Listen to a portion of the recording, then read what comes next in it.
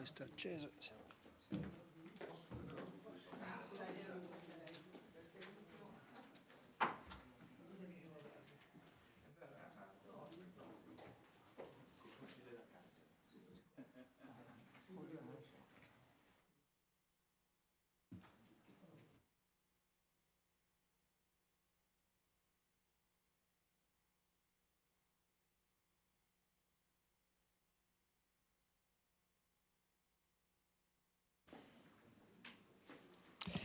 Bene, buongiorno a tutti. Allora direi di cominciare questa conferenza stampa. Grazie a chi è intervenuto, anche da remoto, grazie a chi darà cassa di risonanza. Saluto in apertura tutti coloro che interverranno, ognuno poi per la propria veste, a dare un contributo prezioso. È una conferenza stampa che verte su un tema che mi sta particolarmente a cuore, sulla presentazione di un progetto di legge statale che ho depositato sulla sicurezza del personale del trasporto pubblico. Ora, come accade in tutte le cose, in tutti gli ambiti, chiaramente si parte sempre dalle esperienze personali e ancora di più, io penso, quando tu hai un ruolo pubblico e quindi sei chiamato anche a incidere su quella che è la collettività. Quindi io porto in dote, da veneziana, una situazione che mi sta particolarmente a cuore, è una situazione che mi riguarda, è una situazione che ho vissuto, è una situazione che vivo, una situazione che purtroppo in città, vuoi perché ogni vicissitudine che accade in laguna ha fisiologica cassa di risonanza, vuoi perché comunque ritmi, numeri e anche flussi mettono comunque sotto pressione una città che è molto turistica, conosciamo tutti molto bene. Negli ultimi mesi si stanno moltiplicando episodi di aggressione, minacce e violenze nei confronti dei lavoratori del trasporto pubblico, e in particolare dei marinai e degli operatori che ogni giorno sono a diretto contatto con l'utenza.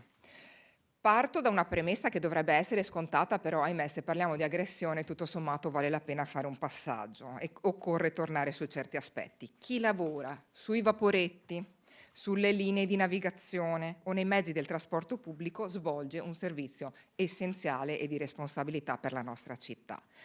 E a Venezia anche lavora per milioni di persone che ogni giorno, ogni anno comunque attraversano la città. Eppure troppo spesso questi lavoratori si trovano esposti a situazioni per cui noi dobbiamo entrare, diciamo, in campo, perché un'aggressione a un marinaio, un'aggressione a un autista o a un controllore non è solo un fatto personale gravissimo, e non bastasse già questo chiaramente. È un attacco alla sicurezza dei lavoratori, alla sicurezza in generale, al servizio pubblico e alla qualità del servizio che viene garantito ai cittadini.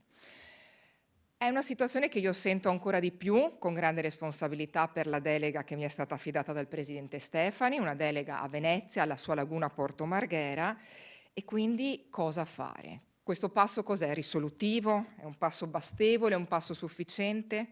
Io dico è un primo passo. Dopo anni che se ne parla in tutte le maniere, credo che oggi parta da qui e parta, anche se è un tema chiaramente trasversale, ma parte dal gruppo di Fratelli d'Italia, una proposta di legge di buon senso, prendendo a spunto quanto già esiste. Perché negli ultimi anni lo Stato è intervenuto giustamente per rafforzare la tutela penale di alcune categorie particolarmente esposte.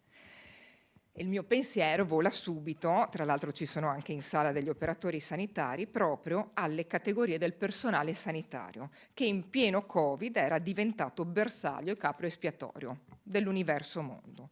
E poi il personale scolastico. Anche per il personale scolastico successivamente è stato introdotto un rafforzamento. Quindi si tratta di interventi importanti che hanno introdotto delle aggravanti penali specifiche, procedibilità d'ufficio per alcuni reati, osservatori nazionali, e noi da qui vogliamo partire, perché oggi il personale del trasporto pubblico locale invece non ha ancora una tutela organica di questo tipo. Quindi il progetto di legge è chiaramente un progetto di legge statale perché la Regione non ha competenze in questo senso ed è bene dirlo, però il progetto di legge che ho depositato e che peraltro è stato condiviso con il vice capogruppo Matteo Baldan del gruppo Fratelli d'Italia e poi da tutto il gruppo di Fratelli d'Italia, e saluto anche la collega Claudia Barbera, è un progetto di legge che nasce proprio da una richiesta molto concreta che arriva dai territori, dai lavoratori, dalle aziende del trasporto, dalle rappresentanze. Ecco, colmare questo vuoto normativo. Quindi l'obiettivo è molto semplice ma anche molto chiaro: riconoscere al personale del trasporto pubblico la stessa tutela giuridica che oggi già è garantita da altre categorie. E ringrazio anche gli uffici del legislativo che vedo in sala, che mi hanno supportato da questo punto di vista in maniera tecnica. La proposta abbiamo cercato di allargarla anche a livello nazionale, chiaramente, riguarda tutto il personale del trasporto pubblico a partire da quello locale per arrivare a quello nazionale, quindi non solo il trasporto ferroviario, ma anche quello su gomma, fluviale, lagunare, lacuale, persino aereo. Ecco, è un elemento particolarmente importante per realtà come Venezia, dove la mobilità avviene anche sull'acqua e dove i marinai rappresentano una figura centrale del sistema di trasporto. E poi io dico sempre che proprio Venezia ha una unicità data proprio anche dal trasporto, dove acqua, ferro e gomma sono un tutt'uno, e questo non accade ovunque. Quindi, senza entrare adesso nel merito del progetto di legge, perché vorrei lasciare anche spazio, diciamo, alle persone che a vario titolo hanno dato modo di costruire questa bella rete rafforzata di consapevolezza, snocciolo velocemente alcuni punti. Vengono rafforzate le aggravanti penali per chi commette reati contro il personale in questione, si introduce la procedibilità d'ufficio, si prevedono misure più severe per i danneggiamenti ai mezzi o flagranza, oppure scusate, anche si introduce la possibilità di arresto in flagranza o flagranza differita per alcuni reati commessi contro questo personale. Accanto alla parte repressiva però, e qui ci tengo a sottolinearlo, il progetto di legge prevede anche degli strumenti di prevenzione e di cultura del rispetto. Prevediamo l'istituzione di un osservatorio nazionale sulla sicurezza del personale del trasporto pubblico, che si occuperà di monitorare il fenomeno e supportare le politiche di sicurezza, ma promuoviamo anche delle iniziative di informazione e sensibilizzazione, fino all'istituzione di una giornata nazionale proprio di educazione e prevenzione contro la violenza nei confronti del personale. Perché il punto centrale è anche che si tratta di una questione culturale, cioè chi lavora nel trasporto pubblico non è un bersaglio su cui scaricare frustrazioni o tensioni, ma è un lavoratore che svolge un servizio per tutta la comunità. Quindi poche cose semplici, chiare, precise, serie. Vogliamo difendere chi garantisce ogni giorno un servizio pubblico, perché significa difendere la sicurezza e significa anche difendere il funzionamento delle nostre città. L'abbiamo allargato a un respiro più nazionale, così che nessuno si possa sentire escluso, soprattutto quando ha a che fare con l'utenza. Abbiamo già avuto anche personalmente qualche interlocuzione con rappresentanti proprio del Parlamento, che hanno potuto apprezzare comunque il merito del provvedimento che noi avvieremo. Io dico sempre che si parte da piccoli passi per fare grandi cammini, e quindi penso che quello di oggi sia un primo bel pezzettino che noi andremo, diciamo, a consolidare per una strada che costruiamo insieme. Io lascerei la parola fin d'ora al vice capogruppo Matteo Baldan, che chiamo a raggiungermi per il suo cenno di saluto e anche un intervento che riguarda la Commissione Trasporti di cui fa parte, perché appunto questo è un provvedimento che approderà dopo essere stato depositato proprio in quella commissione. In quella commissione avremo la grande responsabilità di spiegarlo e rivendicarlo, per poi passare insomma anche a un significato più nostro di gruppo. Grazie Matteo. Grazie, grazie Laura, grazie ai presenti, a chi oggi ha voluto partecipare qui con noi in conferenza stampa di presentazione di questo importantissimo progetto di legge statale. Giustamente Laura dice è un primo passo che può essere interpretato come un piccolo passo, ma in realtà è un grandissimo passo, un passo concreto, e devo ringraziare Laura che si è presa subito a cuore questa istanza che veniva dal comparto. È un grandissimo passo concreto perché negli ultimi anni, oltre ad esserci stata un'escalation rispetto agli episodi di violenza nei confronti del personale del trasporto pubblico, c'è stata anche un'involuzione rispetto a quello che è un po' la cultura e il senso civico che c'è nei confronti dei dipendenti pubblici in generale. E quindi, raccogliendo purtroppo l'esperienza anche di ciò che è successo nella nostra città, a Venezia, è successo in provincia, è successo in tutta la regione, si è reso necessario mandare un segnale forte e dire dobbiamo fare qualcosa. Sono quelle cose che si danno per scontate, però purtroppo per come sta cambiando il mondo non si può più dar nulla per scontato.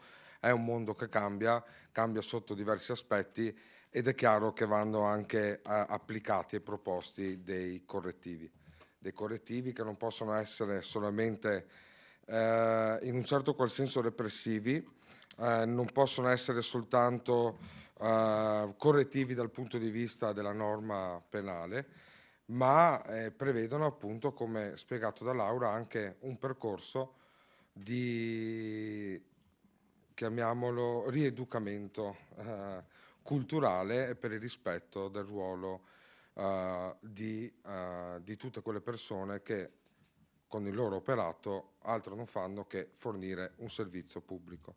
E bene ha detto Laura che mi ha preceduto, sono stati fatti dei passi in avanti con il personale sanitario, sono stati fatti dei passi in avanti con gli insegnanti, i professori, ed è giusto che venga fatto un passo in avanti anche in questo senso. Ed è un po' un orgoglio dire che la prima proposta di legge statale, il primo progetto di legge statale parte dal Veneto, perché sono sicuro che verrà poi rafforzato e in un certo qual senso portato avanti anche da altre regioni, proprio per rafforzare anche nei rami del Parlamento e quindi a Roma il peso e l'importanza di questo atto. Concordo con Laura Pieno quando dice è frutto anche di un'esperienza personale come cittadini, un'esperienza personale come amministratrice e come amministratori, perché quando si è amministratori locali si ha una percezione, una prospettiva delle cose diversa che da cittadini, è una prospettiva ed è una visione rafforzata sotto moltissimi aspetti, e quello che noi ci siamo sempre detti, insomma, anche in gruppo, moltissime volte con Laura, ciò che fa la differenza è passare dalla teoria alla pratica. Per passare dalla teoria alla pratica c'è bisogno di rendere le cose più concrete possibili. Questo progetto di legge, come abbiamo detto, passerà in Commissione Trasporti, della quale sono componente, e chiaramente inizierà una discussione anche all'interno della Commissione stessa. Raccoglieremo eventuali proposte di modifica, ma non per snaturare il senso del documento stesso, del progetto di legge, ma piuttosto eventualmente per rafforzarlo. Lo dico qui perché per noi che abbiamo già avuto un'interlocuzione, insomma, con i rappresentanti di Fratelli d'Italia a Roma, sappiamo che questa è una base che può essere soltanto rafforzata, ma devo dire che oltre ad essere un atto politico è completa di tutti quegli elementi che lavorano sui più fronti, come precedentemente detto, con le modifiche agli articoli del codice penale, sottolineando in alcuni casi le circostanze aggravanti, una serie di misure di prevenzione, l'istituzione della giornata nazionale, l'istituzione di un osservatorio nazionale sulla sicurezza del personale del trasporto. E questi sono tutti elementi che vanno a completare un quadro normativo che andrà finalmente a rafforzare una norma più generalistica, possiamo dire, che andava e deve essere rafforzata. Vi ringrazio ancora, grazie del contributo che avete dato a vario titolo nella stesura di questo progetto di legge, e grazie a Laura che si è fatta carico a nome del gruppo di portare avanti questa istanza. Grazie mille. Grazie mille. Allora, proprio perché parliamo di contributi, io devo confidare in effetti che in questo percorso ho avuto parecchie sollecitazioni che sono provenute non solo da dipendenti, dal personale, insomma da conoscenze all'interno del settore, e proprio a questo titolo io vorrei dare la parola a Luca Scalabrin, che è il presidente di ACTV, che in più occasioni ha avuto modo, e chiamo qui a raggiungermi, di raccontarmi tutte le difficoltà di fronte a cui spesso si sono trovati proprio i dipendenti. Grazie Luca. Grazie. Allora, ringrazio i consiglieri e vedo tanti amici qui, no? Perché ci sono anche le parti sindacali che spesso dicono come azienda cercate di fare la sicurezza, di fare il proprio meglio. Noi però facciamo trasporto, non facciamo sicurezza. Dobbiamo dividere le cose perché ognuno ha i suoi compiti. È chiaro che poi noi ragioniamo con le forze di sicurezza, i carabinieri, la polizia, i vigili urbani, qualsiasi persona, però noi spostiamo non solo mezzi, ma spostiamo persone, spostiamo il cuore, siamo il cuore pulsante della città, perché senza la CTV Venezia si fermerebbe, la gente non può andare per i canali a nuoto, e quindi è chiaro che l'argomento ci interessa e ci interessa tanto. Stiamo lavorando in maniera non indifferente per migliorare anche, vedo che ci sono anche autisti qui all'interno di ACTV, le cabine, no? I nuovi mezzi hanno le cabine che sono più chiuse, più protette, abbiamo le telecamere dappertutto, abbiamo le control room che riescono a mettersi in contatto, vedere anche in tempo reale all'interno dell'autobus cosa succede, anche all'interno dei vaporetti, ecco, perché ormai stiamo mettendo le telecamere dappertutto. Però se non c'è un aiuto da parte dello Stato, noi siamo in difficoltà, perché è chiaro che una serie di attività nella proposta di legge ci possono aiutare moltissimo. Quello che diciamo si può direttamente agire senza, quindi un percorso immediato anche da parte della magistratura senza problemi, la possibilità della flagranza di reato, la possibilità di fare una serie di percorsi sono importantissimi. L'istanza che verrà proposta al Veneto, io faccio parte anche di Astra Nazionale, di Conservizi, la porterò anche a livello nazionale, perché chiaramente è un problema che abbiamo noi, e anche un problema in aumento, perché io guardavo i dati, no, sulle statistiche italiane e anche veneziane sui problemi che abbiamo avuto anche ultimamente per quanto riguarda azioni violente nei confronti di autisti, nei confronti di personale capitani, marinai e controllori, perché poi specialmente le donne spesso per motivi anche di natura diversa, religiosa, quello che sia, non si può nemmeno chiedere la carta d'identità, perché una donna non viene data, perché è donna. Mi capite che va cambiato questo sistema, cioè non è che io posso evitare di fare i controlli dalle donne perché non sono rispettate da certe persone, non esiste. E io devo assolutamente poi garantire la sicurezza sia dei miei lavoratori ma anche delle persone. E ho scritto ultimamente una lettera al Gazzettino perché un utente, un cliente nostro, diceva io ho paura a prendere i mezzi, quindi sono in difficoltà, e quindi se ha paura le persone a viaggiare, figurati gli autisti che viaggiano ogni giorno. E io ho scritto no, lavoriamo insieme perché dobbiamo fare un percorso bello, un percorso che ci porta a non avere paura. Non è che poche persone possono condizionare un trasporto, non esiste proprio. Poi prendo atto e fa piacere che all'interno della norma ci siano anche delle attività educative. Noi dobbiamo partire fin dalle scuole a educare i ragazzi. Cioè noi spendiamo un sacco di soldi per malanni che fa la gente, i ragazzi, no? Sulle fermate, distruggono i mezzi, fanno delle cose. Capite che questo diventa un costo per l'azienda che poi deve investire nelle infrastrutture per sistemarle piuttosto che investire in servizi aggiuntivi per la popolazione. Questo sistema va sicuramente cambiato e modificato.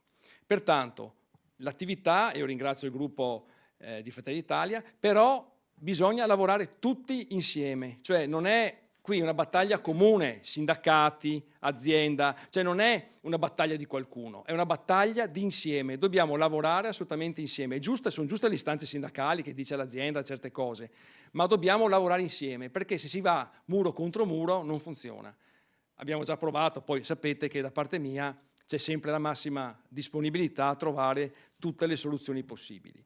E ricordiamoci che è importante la sicurezza dei nostri lavoratori, ma è importante anche la sicurezza della gente che trasportiamo, perché altrimenti poi cosa ci facciamo noi là? No, io posso blindare in una cabina il mio autista, però cosa ho risolto? Sì, l'autista è più sicuro, più tranquillo, giusto, corretto, ma devo anche pensare come fare poi a gestire delle situazioni, quindi l'autista deve avere il sistema che legge le informazioni immediatamente, la radio, la possibilità di essere chiamato, che puoi contattare, e con le forze dell'ordine un contatto diretto per dare informazione.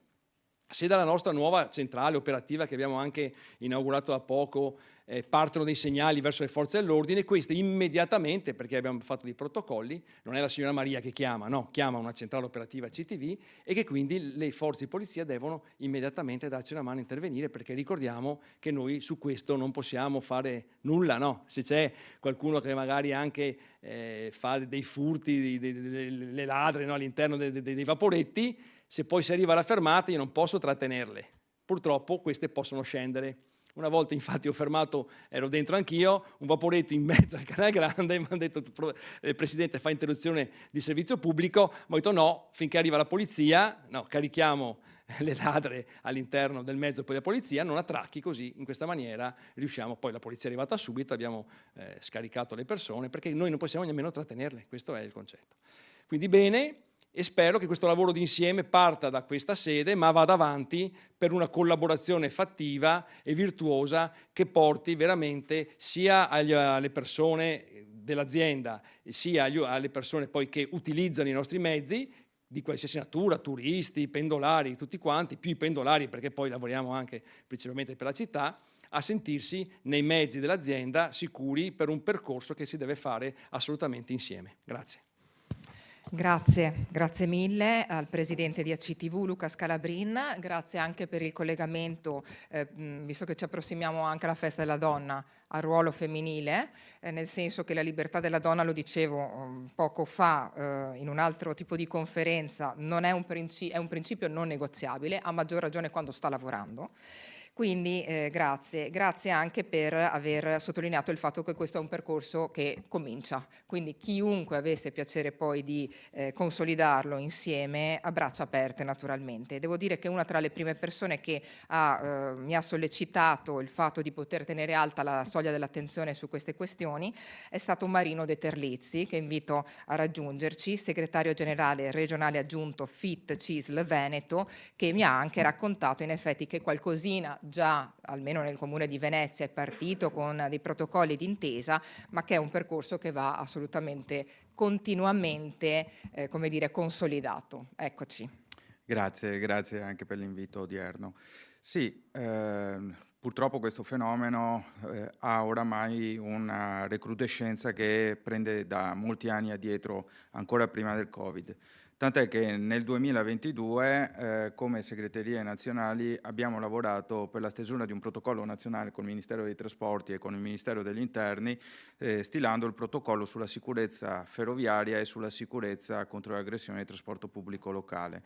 E grazie a questo protocollo siamo riusciti, purtroppo a causa del manifestarsi sempre di più del fenomeno delle aggressioni sia fisiche che verbali, a sollecitare la Prefettura di Venezia, che attraverso il suo intervento ha messo insieme tutte le aziende e tutte il Comune di Venezia e i comuni dell'Internet veneziano per stilare un protocollo di sicurezza a dicembre del 2024 che è in corso di implementazione. Mancano ancora i sistemi infrastrutturali di videosorveglianza come può essere la bodycam, che è un grande elemento di deterrenza e che va assolutamente perseguito e regolamentato in maniera tale da poter al meglio tutelare i lavoratori che lavorano a bordo treno, traghetti, navi, ferryboat e autobus e tram. Sempre grazie a questo tipo di proposte che abbiamo portato avanti, abbiamo avuto modo di sollecitare le istituzioni e ringrazio il gruppo di Fratelli d'Italia che ha accolto, in particolare Baldan e Besio, i consiglieri regionali che oggi sono qui e hanno invitato le parti sociali e datoriali proprio per la presentazione di questo progetto di legge che va nella direzione soprattutto sulla prevenzione di questo tipo di fenomenologia, perché mai vorremmo che un autista piuttosto che una marinaia ricevesse uno schiaffo o un'aggressione di qualunque genere, ma anche dal punto di vista della repressione, perché di fatto con il vuoto legislativo che attualmente è ancora in corso, sostanzialmente si è creata una sorta di impunità, per cui addirittura non viene neanche proceduto il reato nel momento in cui si va a configurare. Questo quindi, la presentazione di questo progetto di legge è un grande passo avanti.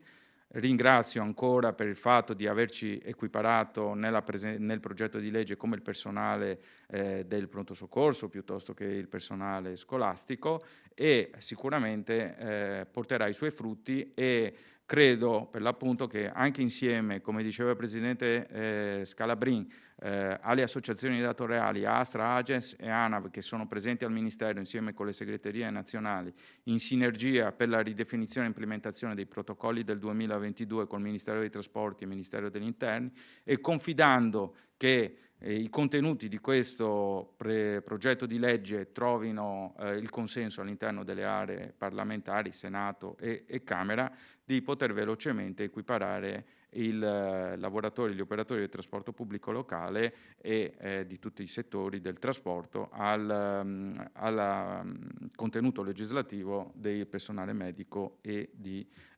scolastico. Per cui io voglio puntare anche un ulteriore elemento di positività di questo progetto di legge, perché spesso e volentieri ci siamo trovati di fronte alla condizione in cui, quando il lavoratore subisce l'aggressione, viene lasciato solo a procedere a fare la querela di parte nei confronti dell'aggressore. E le aziende, essendo aziende di natura pubblica, non possono neanche difendere il lavoratore, perché ci sarebbe una sorta di ingiusto arricchimento. Invece qui siamo riusciti per l'appunto nella procedura, e ringrazio nuovamente per l'ascolto della sollecitazione, a prevedere la procedura d'ufficio nel caso in cui ci siano le aggravanti, in maniera tale che il lavoratore non venga più lasciato solo. Quindi confidiamo che questo progetto venga realmente portato avanti, e la massima disponibilità per contribuire e portare il risultato concreto. Grazie a tutti. Grazie Marino. Allora, proprio perché quanto più questa polifonia, diciamo, di voci sarà ampia, tanto maggiore sarà e migliore il risultato, soprattutto quando dovremo andare a portarlo in Parlamento. A questo proposito saluto con favore anche la presenza e l'intervento che adesso sentiremo di Vincenzo Peluso per la segreteria Will Trasporti Veneto. Un'altra voce, diciamo, che mi è giunta nel mio percorso anche da amministratore fino a poco tempo fa proprio nel Comune di Venezia, che per la sua morfologia, per la sua conformazione comunque è sempre particolarmente sensibile a questo tipo di dinamiche. Grazie. Grazie Laura, buongiorno a tutti. Il trasporto pubblico locale e regionale assolve una funzione fondamentale per garantire l'esercizio della mobilità di tutti i cittadini. In tale contesto, il tema della sicurezza per i suoi operatori e per i passeggeri è da sempre, ma soprattutto negli ultimi anni, argomento di grande rilievo per le istituzioni che rappresentano il lavoro. I lavoratori maggiormente esposti sono ultimamente sotto le aggressioni. Sono marinai, comandanti, autisti, il personale di verifica e di vendita e preposti al comando. Come Will Trasporti abbiamo già più volte elencato le iniziative e le misure per affrontare con oggettiva e tutela dei lavoratori del TPL, con l'attivazione di tavoli prefettizi, con gli enti locali, le aziende e le parti sociali. La proposta di legge presentata in data odierna va secondo noi nella direzione giusta rispetto alle aspettative di tutti gli operatori del trasporto. Pertanto auspichiamo un iter veloce di approvazione e relativa applicazione nell'interesse dei lavoratori e dei passeggeri trasportati.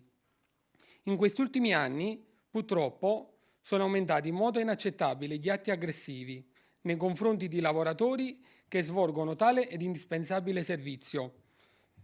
C'è l'urgente necessità di dare risposte anche istituzionali ai lavoratori del trasporto pubblico locale, per ritornare in un clima sereno e normale in questo delicato e strategico di importantissimo settore.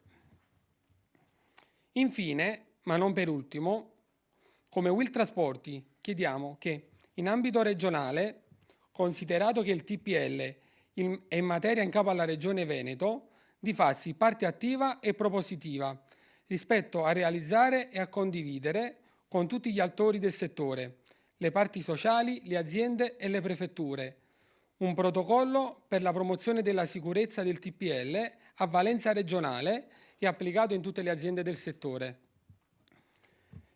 Ringrazio la consigliera regionale Laura Besio per averci invitato oggi a questa proposta di legge, a questa conferenza stampa e soprattutto di farsi carico di quello che è il problema oggi più presente per il nostro settore.